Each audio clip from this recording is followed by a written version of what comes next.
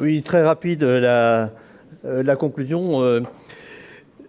Je voudrais d'abord, je ne vais pas vous résumer la journée d'aujourd'hui. Je pense que la demi-journée, elle a été extrêmement riche et il y a beaucoup de messages que je vais relayer dans les prochains jours. D'abord, je voudrais rappeler ce que vient de dire Frédéric Moncani à propos de la pédagogie qu'on va devoir faire avec l'aide de Gérard Romiti, d'ailleurs, vis-à-vis des comités régionaux de la pêche. Et je pense que dans cette démarche de pédagogie, je l'ai dit au président Auxier de ce midi, je pense qu'il faut associer également donc les conseils régionaux. L'autre chose que dont je voulais vous informer, c'est que donc, il a été évoqué donc, le devenir des plans industriels, notamment le plan industriel énergie renouvelable. Donc ce plan industriel, il est intégré au COSEI, donc au comité d'orientation stratégique des éco-industries, et donc au groupe de travail énergie renouvelable que j'ai le plaisir de présider. Et donc on va travailler dans ce cadre à beaucoup de sujets qui ont été évoqués aujourd'hui, notamment la question de la structuration des filières. Et je pense que là aussi, il serait intéressant qu'on invite les régions à participer à ces travaux. Christian Buchet a évoqué l'implication du ministère des Affaires étrangères. Et là, je voudrais vous apporter une petite information. Donc, jeudi soir, Laurent Fabius devrait présenter son propre dispositif donc, sur les énergies renouvelables. Donc, et il présentera notamment ce qu'il a appelé un fédérateur export des énergies renouvelables, qui travaillera en coordination avec le syndicat des énergies renouvelables. Et à cette occasion, donc, nous présenterons également, avec Laurent Fabius, l'accord cadre que nous allons signer avec l'Agence française de développement.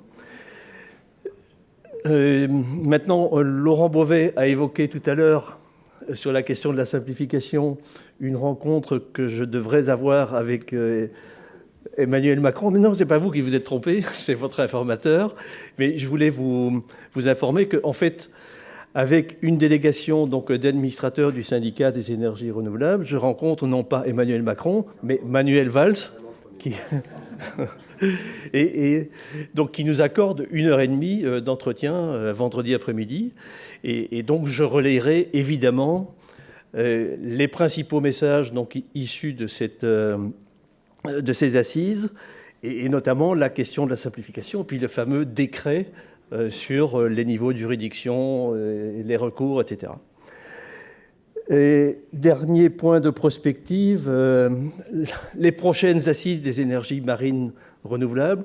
Je ne peux pas vous annoncer aujourd'hui où on les organisera ni quand, mais on les organisera. Donc on a maintenant une évaluation à faire avec nos différents partenaires pour voir quand nous le ferons, mais nous le ferons.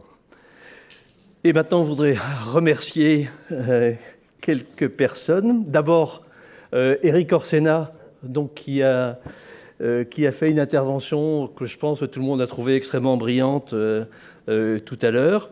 Je voudrais également, comme l'a déjà fait Christian Buchet, remercier donc, les permanents du syndicat des énergies renouvelables qui ont fait vraiment un travail exceptionnel. Et puis finalement, remercier nos sponsors. Je vais les citer. Donc, vous les avez sous les yeux. Donc, Adwen, la nouvelle co-entreprise Areva Gamesa, oui, je ne me suis pas trompé, Alstom, Engie, donc l'ex-GDF Suez, et puis le consortium des éoliennes en mer des Îles-Dieu et Noirmoutier.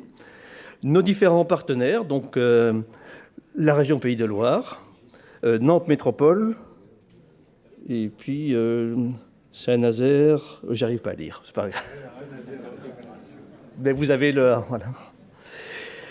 Voilà, donc merci aussi à tous les intervenants, et puis merci à tous ceux qui ont eu la patience et l'intérêt donc, de rester jusqu'à la fin de ces assises. Et donc rendez-vous aux prochaines, même si on ne connaît pas encore la date ni le lieu.